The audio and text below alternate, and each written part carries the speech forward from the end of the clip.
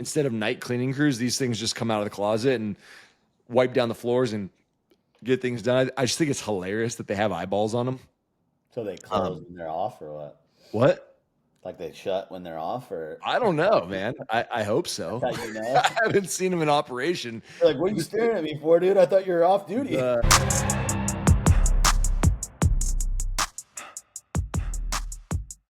What? You got some shit? Oh, I got a ton of stuff. You want me to just start firing from the hip straight off the jump here? We're live. Well, first thing I was gonna say was just because it's fresh on my head. It's so crazy to me, and I'm not trying to throw shade or anything, but like we just went to SBP, the bouldering project, and it's just funny because the details that we pay attention to for our own places are they don't care there, right? Like, dude, you've been there. It smells so bad, Well, and the problem is like how do you even deodorize a climbing gym with 5,000 people in it, you know? but my thing is, no one cares, clearly, Yeah. right? And so it's like it's hard to breathe. I feel like I'm like inhaling chalk the entire time I'm there, and like just no one cares. I'm saying it's cool for them. Like you've created something so cool that it outlasts even the little details that we think matter so much, or we pay attention to, and try to like get right. That there, it's like, dude, here's the wall. I don't know, like go Well, for it. Whatever you that's the want. great thing is like when your business is so good that the place doesn't matter or the clientele that you're trying to serve doesn't matter, right? Like I think there's different industries, different businesses, and different like what you're going for. Yeah. And I think this goes back to kind of what we've been talking to our employees about, which is like the way in which you utilize the space, and if the product is good enough, it kind of overcomes what we would call like the facility NPS score, which is like how does someone actually rate the facility itself versus like for us, like in our business, right? It's like we've got the NPS score for the facility, and we've got a separate NPS score that's taken for the provider. And what NPS score, if you guys don't know, is net promoter score. And so it's basically like 0 to 10, how good has this been for you? And what we found is like depending on the person and how the gym is used, like because we have gyms that are I would call suboptimal conditions comparatively, like if you went to ultra high end gym, right? Because we're inside of like old buildings. We've got CrossFit gyms and functional fitness gyms, and not like the people who own the buildings are not private equity backed, where we have like unlimited money to make the amenities perfect. And really what we found is like it's about how you utilize it. And so like I guess if you are a climber, one, like if you ever watched any climbing documentaries, they're all like sleeping in tents anyway. And like, it's like kind of a rougher bunch, which, in the most positive form of that, because I guess like as long as the routes are good, the climbing is solid and people are having fun, like that's actually probably a way more fun business to run than like a business that's super intensive on customer experience, where you have to get every single detail right. Like you go to fine dining restaurants and like I mean there's a guy who just literally his job is just to polish forks and spoons. Yeah. And so like I don't know, how about you? I would probably rather run the climbing gym if all were said and done than the fine dining experience. Yeah. um Well, it 'Cause the goes to show details you, are right? Is like if someone complains about like, oh, I would give a good experience, but I'm not in a Equinox gym or something like that. It's like, dude, there's people in a stinky gym down the street that get raving reviews. So it's like you said, it's not really always about the space, it's how you present it and what the product is that you put in there. I mean, dude, when we first started, like we were the back area, it was a storage area and the room was a storage room, and we just like showed up in a different way than anyone else had, and packaged it in a different way than anyone else had, and we're able to build it to that. So Yeah. I think that's the takeaway that I have. Yeah, we've kind of slowly been able to add over time and like improve the experience for our customers, and which I think is also important. I think people notice that as you start to like make changes for the better. But again, like if the product's good enough, like we've seen this all the time where people try to make up for a poor product, like AKA bad physical therapy, with just a really, really cool, clean, high vibes physical therapy clinic. And I don't know if it works both ways, especially because like I think once you get in there, it's like smoke and mirrors where you get in there and you start to realize like, oh, I'm not getting the result that I want. Maybe like this cool environment looked awesome, but it like you see it with gyms, right? There's a lot of gyms that you go in, you're like, oh my God, look at this gym, it's so awesome. And you take the class, and you're like, huh, not really getting a result that I want. And then, maybe the guy down the street who's got a little bit rattier of a gym, but really has the methods down, that person in the long run probably going to be more successful than the person that's just like going for vibes. But I think when you get both locked in, like you got something special. It also goes to show, like you said about the people going to those gyms, you got to know what they care about. And I assume the bouldering project people knew, like, they don't care. Spend money on the walls, spend money on the routes, spend money on the equipment, that kind of stuff. Don't Exactly. spend money on like big air filtration systems that do all this special stuff for you. Exactly. Yeah, it's crazy. Dude, I was reading through the news, and I have you ever come across like how much do you know about the Green Bay Packers? What? I like. So the Green Bay Packers are crazy. I was just reading a story about because they're the only publicly owned team in the NFL, they release all their numbers. And so I was looking at what the Green Bay Packers made last year. They just got their revenue share from the NFL, and it was $432 million is what they got for their revenue share from the NFL. And they reported that as 60% of their total revenue. So they're at like what 650 million dollars in revenue per year. Now, obviously they're paying a ton in contracts and all this stuff, but it's interesting because I feel like the Packers, like we talked about last week, like enterprise value and all that stuff. The Packers are one of those teams where it kind of shows that like if teams just did lose money, I think the Packers couldn't exist, right? Because like it's a publicly owned company, but not publicly owned in the way that like stock markets are. Because once you buy a share, you can't resell it. You can only give it away, and I think it has to be to a family member. And they put all these things in place where there's basically like 500,000 people who own a share of the Green Bay Packers, and it was like what How do you get a share?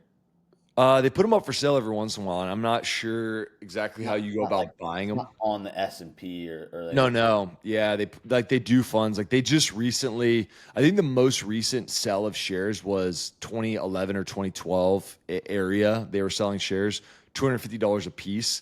The thing is, when you buy one, even if you buy 100 or 1,000, you only get one voting share, and that's how they made it. So basically, only every person can only have one voting share, and so there's basically 500,000 voting shares. And so it's impossible to take control of it. If it ever like goes under, basically all the assets are just donated to charities. And so like it's just set up in an interesting way. And also there's no dividends. So if the football team makes money, like the shareholders are never paid dividends. And I think still to this day, it's still like run as a nonprofit essentially. But it's interesting because I was also listening to the guy who's like the head of the board of the Packers, and he was talking about how because they don't have like a lot of big money financing, like a lot of these football teams are getting big money from private equity funds, and then they're using that to like build stadiums and like amenities. Apparently they have a little bit more of a difficult time like keeping up with like what other NFL owners are doing, like stadiums and things like that, because they just don't have as much money coming in because all they can use is the revenue. And then every once in a while, they'll do a big sale of shares. Like I think the last one they raised like $69 million, or $68 million to build a bunch of like upgrades to their stadium and facilities. But So, apparently that's like an interesting thing. so the shares are literally just like a donation to the team, really, not like because you don't get dividends. What do you get? To say you own part of the Green Bay Perks? Packers, I guess. Yeah, you just are like, yeah, I don't share. And I know people from Wisconsin are very like proud to own a piece of that. And I don't think you only have to be from Wisconsin, but I should actually search that and figure. I should have figured that out. But But yeah, why would I'm you not do really it? sure what. Just why would you do it if you get no money in return? It's kind of like the you know how people buy like. Have you ever heard of people buying stars or They're like like, they're like, square? when I say we, I actually mean we, dude. I own the team. I mean, to be honest, if the Seahawks for $250, if they gave me a share of the Seahawks, I'd probably buy it just to say I'm a shareholder of the Seahawks. It's kind of like those people who are like like owner, and then you're like, oh, 1% equity. That's hilarious. Yeah. Yeah, yeah. So that would definitely be me if the Hawks came out with something. But yeah, I mean, it's kind of an interesting thing because this was the way back in like the 20s or 30s, they were about to go under. Like the whole thing was going to go under.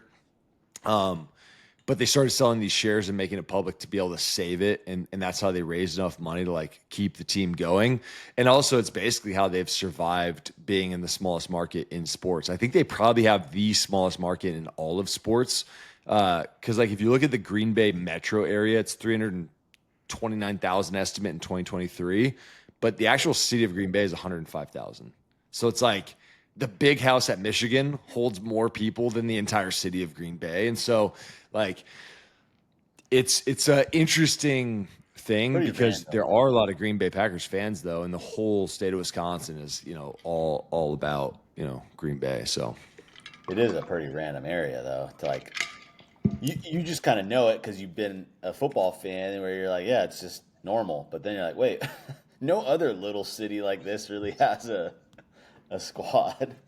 I know it's like I think it's smaller than Yakima, Washington. It's like as if you were we're the Yakima Packers. Like you'd be like, where the heck is that? Well, So I've heard like traffic getting to games is crazy because everyone has to drive in, right? Like no yeah, one. and it's through like it's like in the middle of a neighborhood apparently, just kind of like built their position. So pretty cool, but I know the NFL does not allow public companies anymore.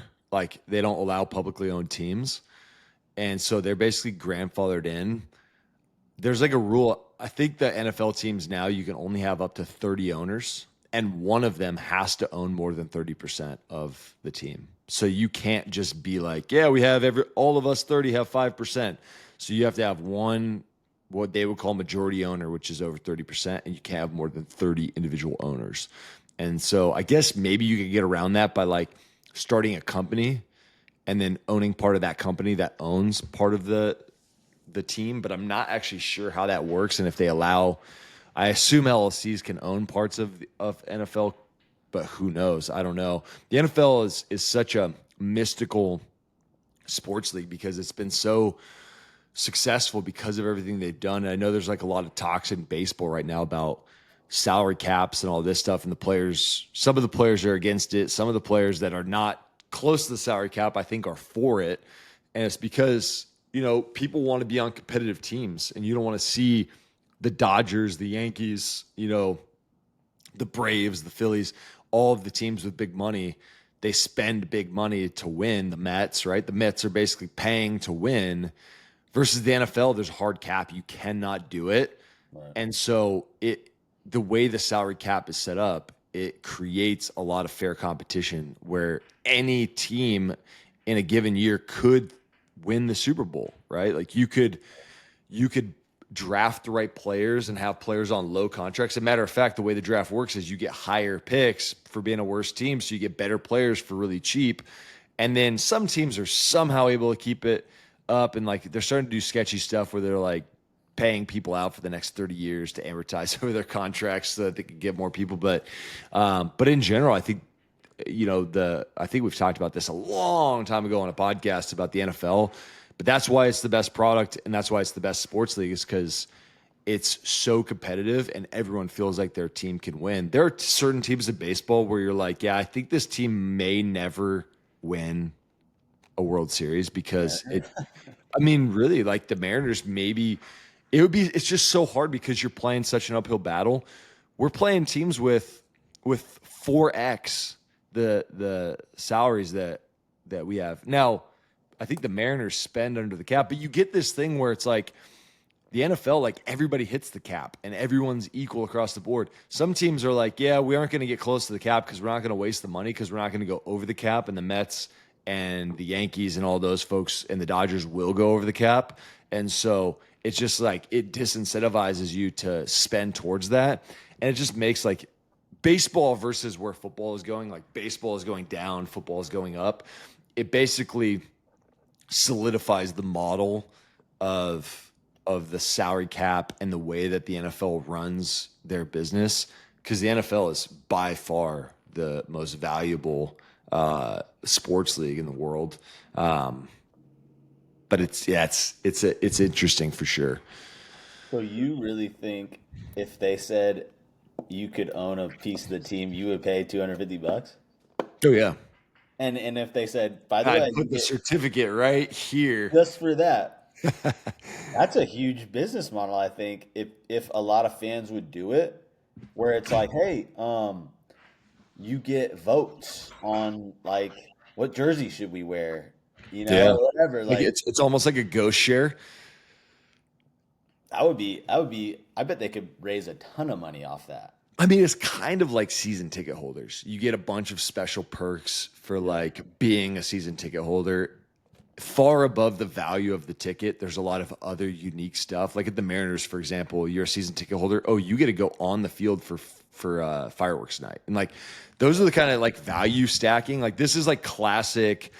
Obviously, Alex Hormozy didn't make this up, but it's like a classic Hormozy. Like the value, make it so good you can't say no. You can do this in any business, but this is a great example. Season tickets where it's, hey, you get preferred access to playoff tickets. You get on-field stuff. There's going to be season ticket holder parties. Oh, by the way, like when the Seahawks are doing their training camp, there's season ticket holder only days where you can go. The only people that can be there are season ticket holders. And so you kind of almost get like you get a feel like you're getting behind the scenes access. I feel like they could do it with media too. Like you see But also think YouTubers. about this.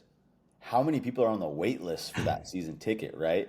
So this is a way to just actually cash out on all those people who would willingly pay. Uh, I think. What's almost like the list to wait for season tickets should be monetized in that way, where it's like, hey, That's what by I'm the way, I saying. know you're waiting for season tickets. Yeah, now we're just going to charge you $100 a year to join to be on the paid wait list, and the paid wait list gives you access to almost everything that a season ticket holder gets, besides the actual seats in the stadium. And I think a lot of people would actually do that, where it's like, oh, I can't get the season ticket holder seats, but I get to get to the season ticket access to the training camps and things like that. I think that yeah, you could definitely sell some sort of like subscription model based off of just purely access. I mean, even like these YouTubers who have like subscribe or special channels where you get content first and you get the same content or you get different content from these YouTubers that you wouldn't see if you're just like regular subscription on YouTube. There's a lot of different models to that. Medicine, I wish we could do that. There's like a lot of laws that prevent this, but theoretically, right? It's like this is what concierge medicine doctors are doing, where it's you pay a subscription, and when you pay the subscription, you get like access to better like appointments as they open up. It's kind of like I don't know if airlines do that, but it'd be smart, right? The people who are spending a certain amount, like gold members on Alaska Airlines, hey, tickets are released 6 months in advance. You get 6 months in a week, and so you get first access to buy whatever seat you want on an airplane. Like people pay for access and convenience and things that normal people can't get. And that is, I mean, it's the same thing like with our new Amex card, right? It's like you're paying for access to lounges and things like that are unaccessible unless you have that.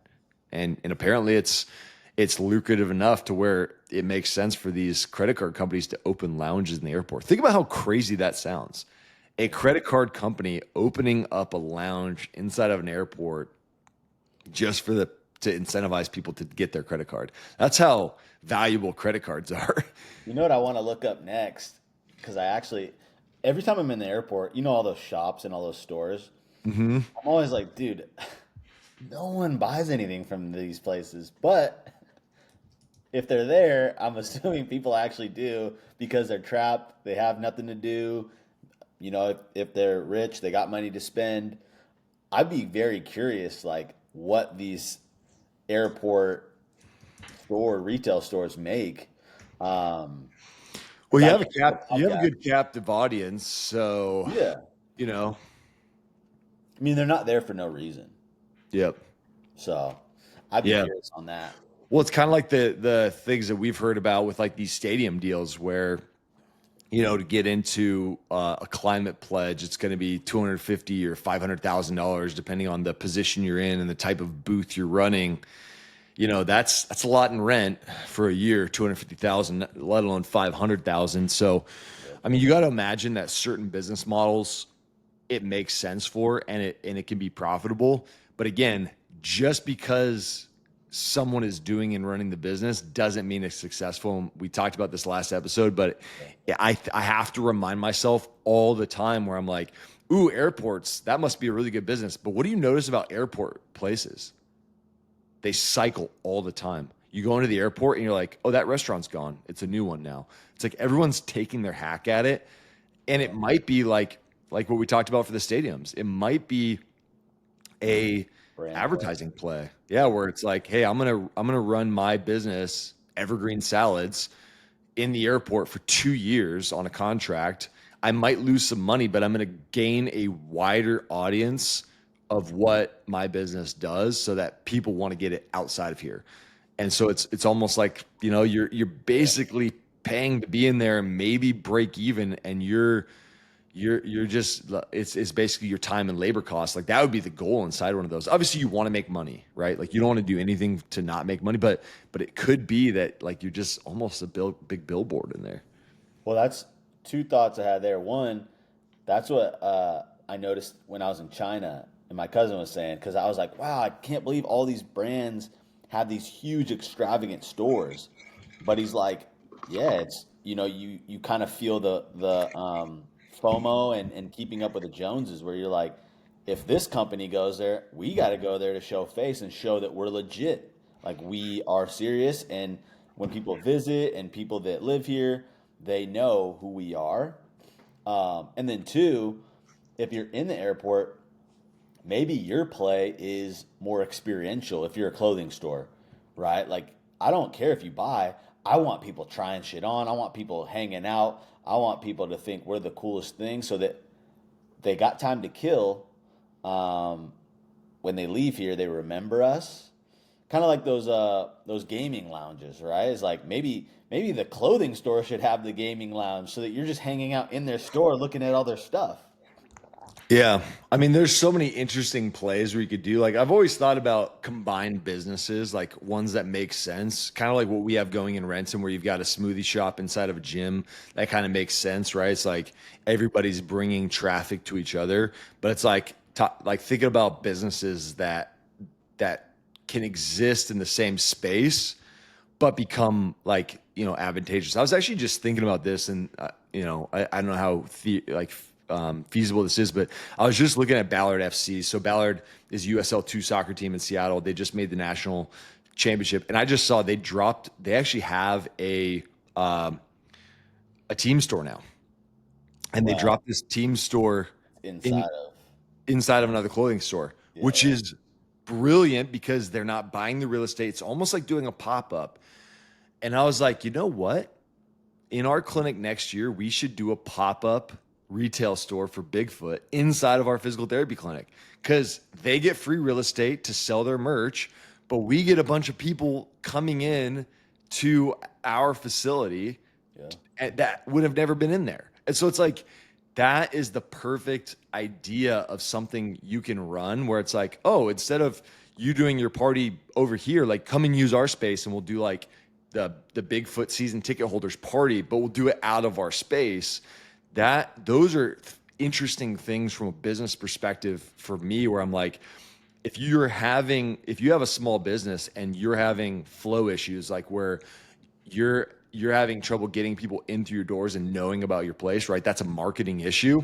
Yep. I think one of the great things to do is, hey, let's just find some other business that drives a lot of traffic and brings people in here. That's why the smoothie shop is so great for the gym and for us, but it's also like it's great for our business, brings in a lot of customers because a lot of our customers that come in, right? We maybe see 400 visits a day at this, 400 visits a week at this location, or 500 visits a week.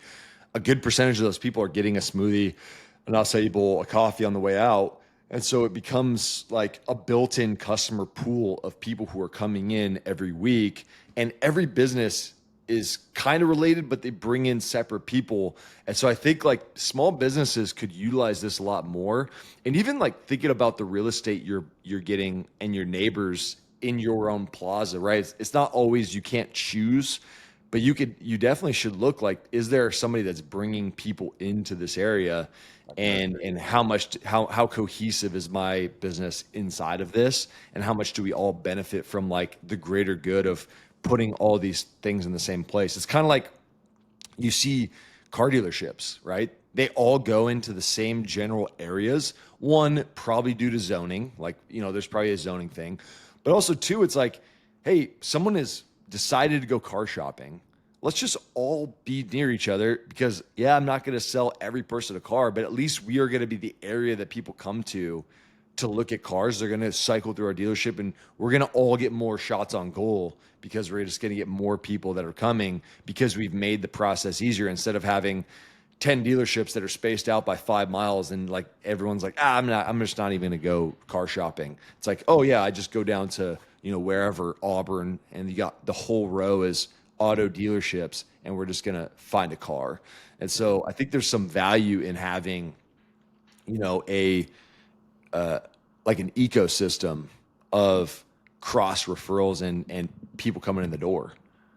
Definitely value. I think what we've learned, everyone thinks that's going to be their unlock, though. Like, oh, I'm in a gym. Perfect. I don't have to market. Like, that's going to just fill my pipeline. And it's like the smoothie shop and the gym do not fill our pipeline. It's a nice to have. I would say we're nicer for them. Like we're filling their pipeline. So you can't go in assuming like this is the key to my business. You have to have already proven your models, and this is just going to be a nice thing that keeps the wheel rolling in perpetuity, and it's just a good like extra perk for I think the people that come to you rather than like they come to your office and it's like there's nothing there or just boring stuff that they don't want to be around. Yep. Well, that's why like this retail location, I'm like, man, we have some brands that we could utilize that we could give them free real estate to sell things, and it would just be a good like boost to getting people in. And even like I think some people it's like Element or something like that. You have to buy all that product and then sell it. You got to hold it. A way better deal for a small business is, hey, you take this space, I'll take a 5% commission for bringing people in through the door, and then like you get to keep the rest. Like that could be not a huge revenue stream, enough to like give you something, but the biggest thing is like bringing people through the door. And so I think that could be a really cool opportunity for a lot of small businesses, especially if you have like 10 or 15 20 square 20 by 20 square foot or whatever, right? Like 100 square feet of floor space that's extra. And a lot of businesses, you go in there and you're like, man, you have extra space. Very few businesses are utilizing every single square foot of their location.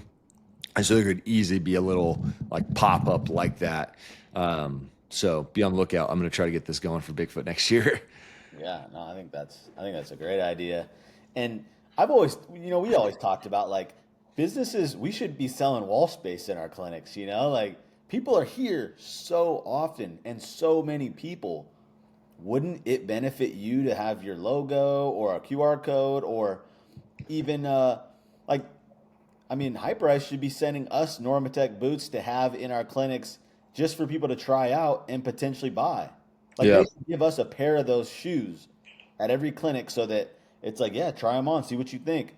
Here's a discount code to buy them for yourself. I Like, just wonder that business model. I wonder if they've piloted it anywhere and how well it works out. Because some of these businesses, I think about it where I'm like like Anchor, for example, they've sent us, some products. We've done some stuff with them, but we've also bought some. I wonder how much of their sales is like B2B versus B2C. Because if you don't have a big B2C arm or you're like priced too high for the average consumer, then it probably doesn't make sense to send a bunch of free product to clinics because that is your business. Is like, I always think about that as like, if you're only B2B, it doesn't really make sense to send it to a clinic unless they have a huge influence over other businesses. So sending something to like Luca, who coaches, 30, 40 gym owners, that makes sense because now you're just paying for one person to try to get maybe 5 or 10. So you're getting like a multiple on your investment there. yeah, For certain products, I think it makes sense, especially for things that are more B2C, that you're trying to get it to an end consumer. like the drinks. Yeah. But for example, a tin deck dynamometer, not going to be the smartest thing to give clinics free because that is your customer. So you're just giving them to them for free. And so, for example, I think Theracane. I mean, like we went to CSM last year, this company called Theracane, which everyone's, if you've ever seen it, I mean, if you saw it, you know what it is. It's a big, long, looks like a question mark, and you use it to like do pressure points on your shoulders and stuff.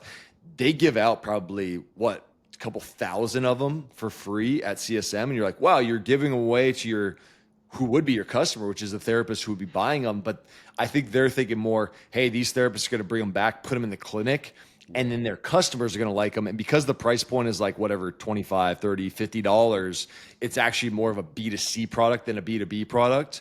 And so we're trying to get them into more people's hands. So they're doing that model and it must play out for them. I guess, again, we don't know if everything everyone does works. Don't just ever look at something and go, oh, they do it. That must be a good idea. I'm just going to spend a bunch of money giving away free stuff. You have to really vet that process and make sure that it works for your business and that it's a smart idea because who knows? Theracane may be going out of business next year. We just don't know their financials, but it is a good idea to vet. And that's why I always say to people, we get business owners all the time, like other clinic owners, they ask us, so like, oh, I noticed you're doing this. Should I do it? It's like, well, does it make sense within your budget? Does it make sense within your market? Does it make sense within your model? Because if it doesn't, don't do what we do.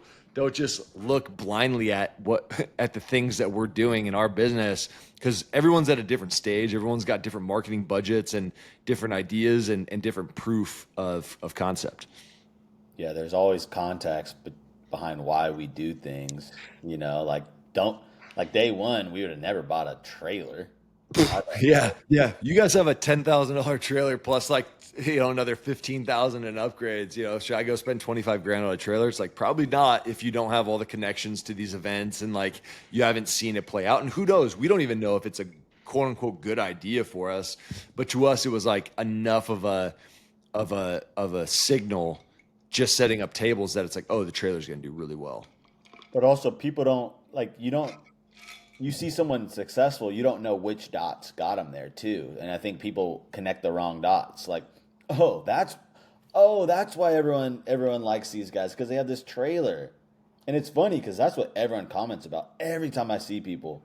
Dude, that trailer? That's got to be like that's the unlock for you guys, right? It's like, no, we just bought it. Well, it's kind of like one of those things where it's like the thing that got someone fit versus the thing they do now, or like I like it even more in like morning routines. It's like, oh, the thing that got you successful is not what you're doing right. Like it's not this morning routine. Like back in the 90s when you were building this massive behemoth, you weren't like praying to the sun gods every morning and like staring directly into the sun and For sleeping 3 under the hours. moonlight. You know, it's like you're not doing all these weird things.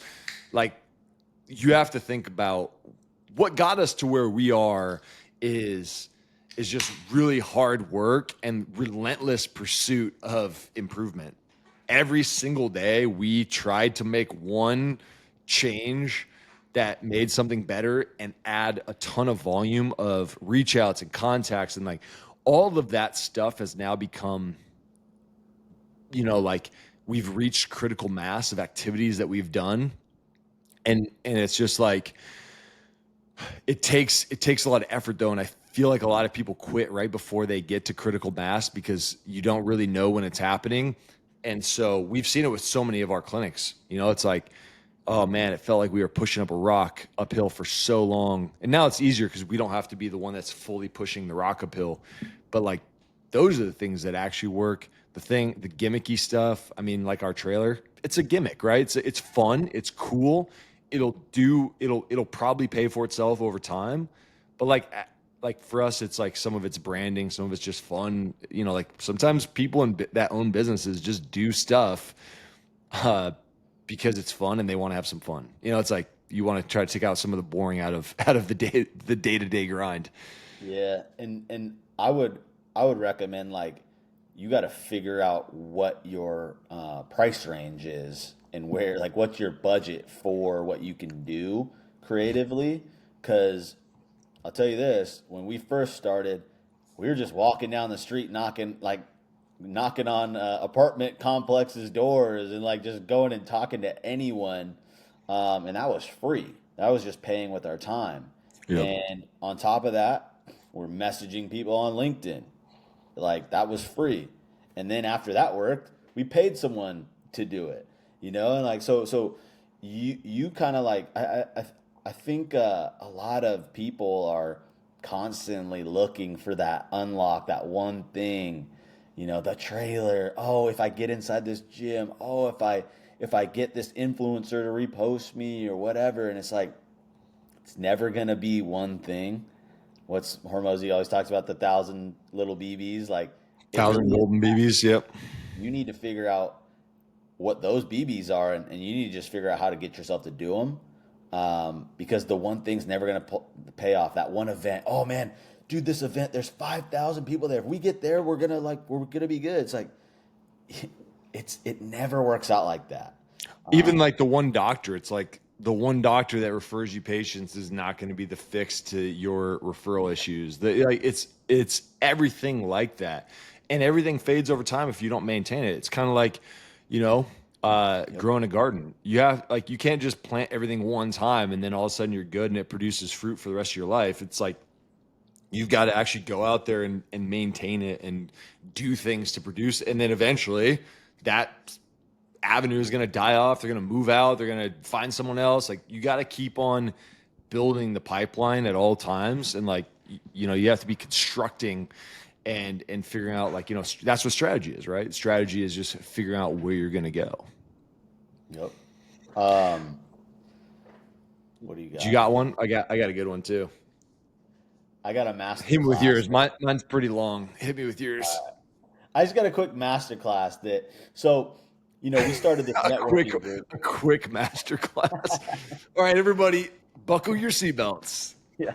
I just told you there's not one secret. This is a secret that you can use. Now, everyone, we started this like networking group, and it's been pretty cool. Everyone's hyped that's there. They're pumped to be there. They're pumped about the event. We for sure are, which I think that's the main lesson is like as long as you're having fun being there, like we said, if no one shows up, well, shoot, we'll just shoot the shit and hang out. Um, you're winning already. But I think what has worked for us and made us great in networking and connecting are a few different things. I'd say first, don't be afraid to ask. Like people are always like, dude, how'd you get that guy at your event? I just I just messaged him on LinkedIn, dude. I didn't like I wasn't I don't know. And there's plenty of people that I have messaged and didn't come, right? The CEO at that T-Mobile. I thought he actually responded. He's like, I can't really make it, but I'm like, you never know. He might show up one time. Didn't he hit you with like the best ever like out Yeah. where he was like, "Oh, I'm really never able to do cool stuff like this." Yeah. He's like, but So it's going to be a huge success. I know it or something. it And I was was like, basically like, "Don't ever ask me to come to this because you're just too small, dog." But also he said it in the most polite and respectful, motivating way ever, right. which is great. Like that's the art of the clean out.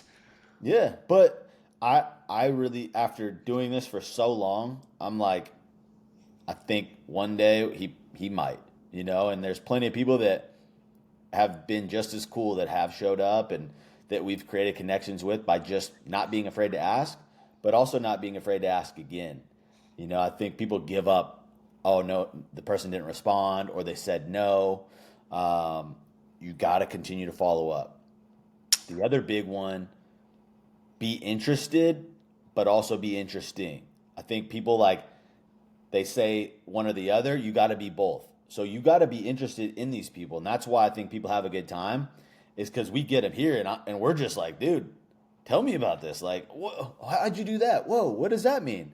Walk me through that. And people love sharing their stories, and it makes them feel good. Being interesting, you have to be doing things yourself that are interesting to talk about. If you're just like, uh, I hate what I do every day. I don't really take care of myself. I don't no one's gonna want to talk to you. And I think that we've had this nice combination of well, we're also going for stuff too, but I am just genuinely curious in you and in your business. And Well, then I try to go in every day and just be very curious because one, it's fun. Like it's so fun to get someone out and I really don't want to talk about our story. I've told this. I mean, so have they. But I'm going to try to be the first one to the punch of hey, I'm not telling my story. You're telling your story because we've told so many people about this start of high def and where we came out of and we're at 6 locations, blah blah, boring PT, whatever. Tell me about what you got, right? That's and I want to know because the people that we're bringing out are interesting and you just have to go in with the right mindset of again it's this isn't networking. I'm going in almost like a podcast interview. I'm trying to learn something about that person, so I have to go with deeper questions, and it's why we try to make sure that there's not a setup in that way. But it's hard because a lot of people want to default to that. People just default to this weird networking style where they're like, "Oh, tell me about your company. Tell me about," it's that's not the interesting stuff. It's what are you doing that you're excited about? What are you doing that's interesting? What's the next thing? Where are you going? That kind of thing is what fires me up well, and we're always like, how do we apply this to what we do? for sure. So that's how I look at it. Is oh, perfect. You're in coffee. What cool little unlock is coffee doing that the PT industry has never heard of, and no one ever will because they're only talking to PTs and we're talking to people who own way different businesses. Um, the last piece is be useful before you're impressive. So I think that, not to toot our own horn, we're getting to this place now where people do want to come hang out because oh, you've built a business, that's cool. But before that, the way that I connected with people was, well, I was a personal trainer, so I was useful, right? Remember, I was training 7 different CEOs because I could be useful in some way, and they gave me a lot of game on their end, and they were cool connections to have. At one point, I had a podcast. I wasn't impressive to anyone else, but I could be useful. I could get their message out. Um, Also, once you start to know other people, you can introduce them to other people, right? So you got to figure out how to be useful, and then as time goes on, if you just keep doing those things, the 1,000 golden BBs, you start to become impressive yourself, and it just starts to snowball. Um, so I think that that would be my quick masterclass on how to grow a network, and we're gonna keep doing it in perpetuity, but that's how we've gotten here, and how we'll continue to do it. Well, this is essentially it's like a rewash of the Lewis Howes playbook, which is basically like be the connector of people. And then all of a sudden you become somehow within that Yeah. influential just because of the amount of people that you've talked to. I mean, honestly, Joe Rogan is kind of a similar style where like he's become an authoritative public figure based on the fact that he just talks to a bunch of people that are interesting and people just assume like, oh, he's really well connected, he's also really smart because he's talked to all these people. And so like even just being like I think Lewis Howes, this whole story is from LinkedIn. It's just like was like a throw LinkedIn parties. It was like, hey, I'm gonna get all these people, cool people from LinkedIn together, and we're all gonna meet up. And that's basically essentially kind of what we're doing, but we're also doing inside of our network. But it's been fun. I mean, people enjoyed it a ton. Well, it's funny. We could potentially do it, but remember Sam Parr said to get the network, he would lie and say this person was coming. Yeah. Oh, sorry, that person backed out last minute. If they don't actually come, CEO of T-Mobile said it was really cool. Said he's We just put like a showing up. quote. We put like a quote on our website. CEO of T-Mobile says, "Can't make it, but I know that it's gonna be really awesome." Yeah. Dude, have you ever heard of the category? You know SaaS, software as a service. We pay a obscene amount of money per year for SaaS products. Have you ever heard of RaaS? I think I heard it on a podcast. What is it again? Robot as a service. Oh no. So meeting with a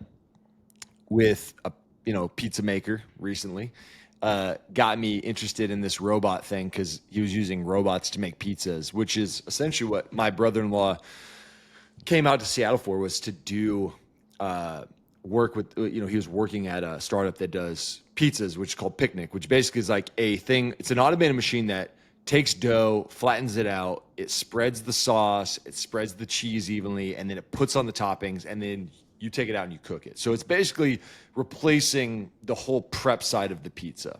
Dude, by the way, what is that one that's in the Midwest that everyone loves? Hunt's. Is it a robot too? Well, it's just a machine, remember? Mm. Yeah, yeah, And yeah. they, I they don't know just who makes. I don't know who makes the machine. I know that they're probably the pizza brand. I don't know that they're actually the maker of the That's machine. right. That's right. But anyway, that's robot as a service. So it got me interested because you start to think about like the picnic pizza robot, and like it sounded like a great idea. I think it just didn't fully come to fruition. I think a better version of the picnic pizza robot and this is probably where they're trying to go, but they just ran out of funding. You're trying to basically make a pizza and then also have it cook.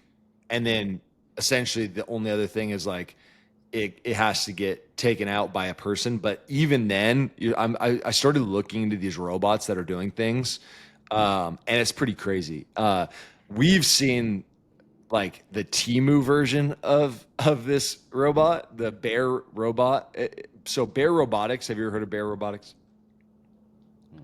So basically, they are the food delivery robots. So we went to a restaurant that had the Timu version, and it was the funniest thing because it was trying to deliver soup, and it was like stopping and starting, and the soup was just sloshing out of the bowl. So Bear Robotics, I don't think that was a Bear robot. If it was like an early version.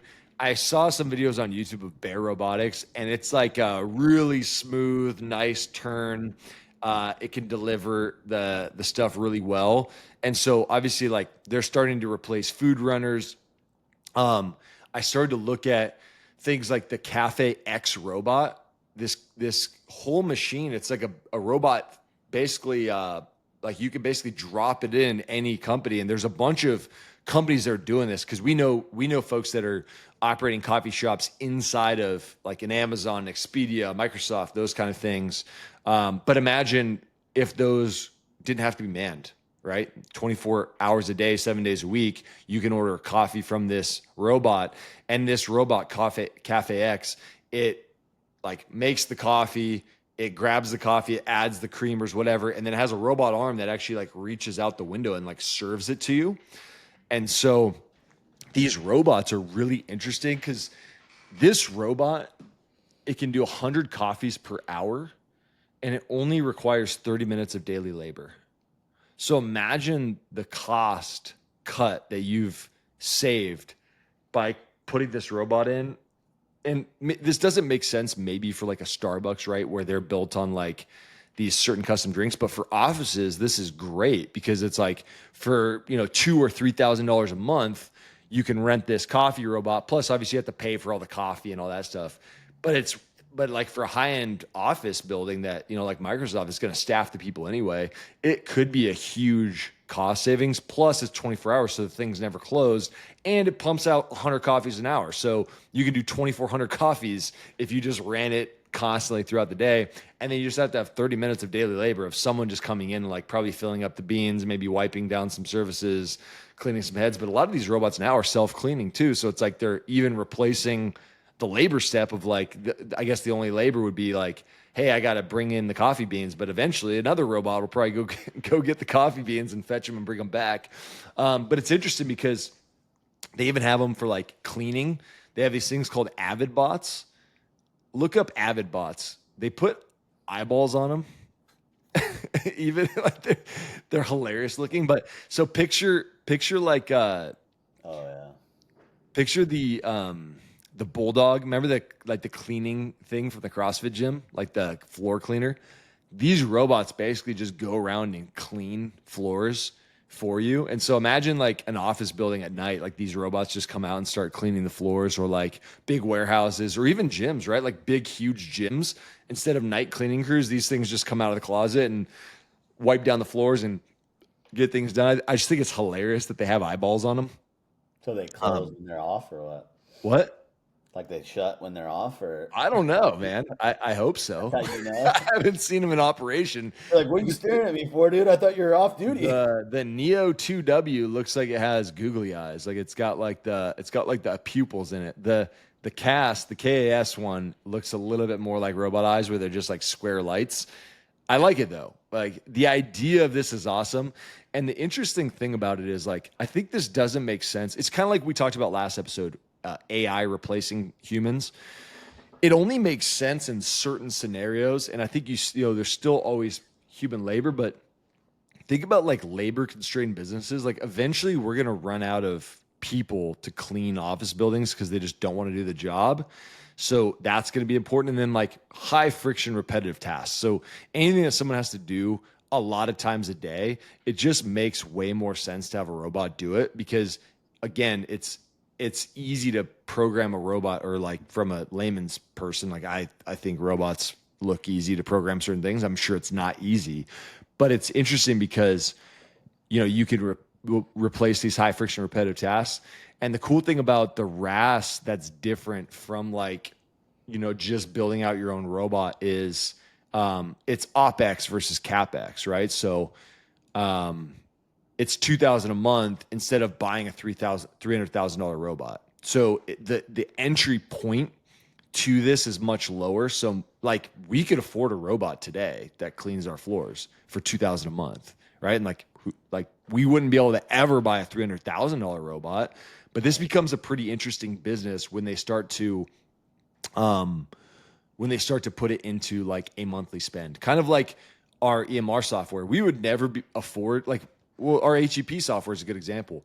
We can't afford to hire a developer and spend $500,000 to $1 million to develop our own HEP software, but we sure can afford, a couple $100 a month to use someone else's. And so that's basically the idea of the robot as a service, is businesses that are having labor constrained, high friction, repetitive tasks.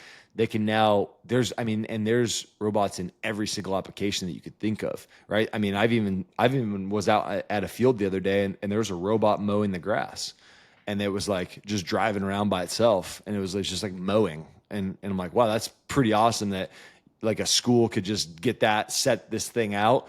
And then I don't know if you saw at the Seahawks camp this year, they had a robot spray all the lines, and it sprayed them perfectly, because it was like exactly mapped, and this thing's using like high-end GPS.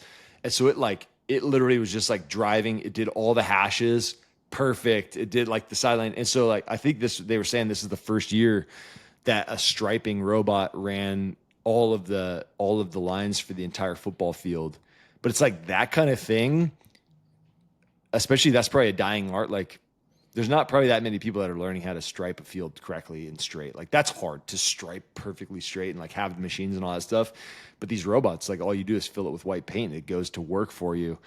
It's like these become very interesting where I could even see a business startup where it's like you rent one of these robots because a school maybe doesn't have enough use for it because they don't paint their lines enough, or like parks or tournaments. But maybe you rent out your robot to these tournaments where it's like, hey, do you need a striping service? I'll send my robot out there and I'll start painting down these lines. And oh, by the way, I have a mower robot. I'll mow the grass for you before your soccer tournament too, so that like I get this all ready for you. And I can see like this becoming almost a third party middleman service. And then eventually, like think about landscaping companies just showing up to your house and just releasing all their robots at your house instead of actually having a bunch of humans coming and do labor. You just have a truck that pulls up and all the robots assemble. I mean, what the birth rate's declining, like there's not going to be enough people to fill these jobs, and like you said, no one wants to do them. So I think it's great. Like Yeah. let's get more. I think like the money is to be won by the ones who can connect the dots like that. Like how do you get your access to these robots and then get the accounts? Like you could really take over pretty quick. What's cool about it too is because it's OpEx versus CapEx, it won't take a big loan to get this started. Like, I mean, theoretically, you could go out to a bunch of different cities and school districts and just say, hey, by the way, I got this robot. You don't even have to have the robot. You could be like, hey, I have this robot. Would you like to get the contract for me to come out, once a week and run that thing for you? Then you can get rid of your mowers and you don't have to do any more maintenance on those things. And then it's like the person's like, yeah, of course, that'd be awesome. And then you have all those contracts in place. Then you actually go and rent the robot. Then basically your startup cost is zero and you've bootstrapped your way into a business right away. And I think there's a bunch of this stuff, right? Like I'm surprised we haven't been approached by a cleaning company that just is like, hey, by the way, we'll come and deliver a robot to you and it'll do this thing for you. Like because like those are high expense things. I just need a mobile robot that can wash towels, and then we're gonna be good to I go. was just about to say that. Yeah, we need like a mobile washer dryer bot that doesn't need to be because washer and dryer hookups are so expensive to put in. It's like imagine just a washer dryer robot. Like they just come in and it has like arms that pick up your towels and like put it in its top. Yeah. That would be pretty sweet. Yeah. I mean, yeah, I think it makes a lot of sense. Last one I got, real quick one because we're coming up on the end of the hour here. I just saw that Lab Golf got purchased by a PE company that's backed by LVMH. So LVMH, obviously, like the guy who owns that is one of the most, is one of the top three richest people in the world. Is that Louis Vuitton or Mhm, yeah, they have all those high end brands, but they just bought Lab Golf. And do you know what Lab Golf is? that's those putters, right? Yeah, it's that weird putter that Derek has. Yeah, that putter company, and they do like these. I think it's called like lie adjusted balance or something like that. I can't remember what lab stands for. I think it's lie adjusted balance. And it's basically like a perfectly balanced putter that like fixes a lot of the common putting errors. But they sold for 200 million bucks, and so LVMH is now into luxury high end putters because I think they're kind of like limit. I don't really know their business model, but I think they're kind of limited release. But I know these guys just started up out of a garage building these putters, and then I think if you use CAD and stuff like that, right, like simple physics, you could design like really crazy shapes as long as they're symmetrical to the balance. And so they make things that like I always call them the UFO putters because they look so ridiculous, like they're crazy looking.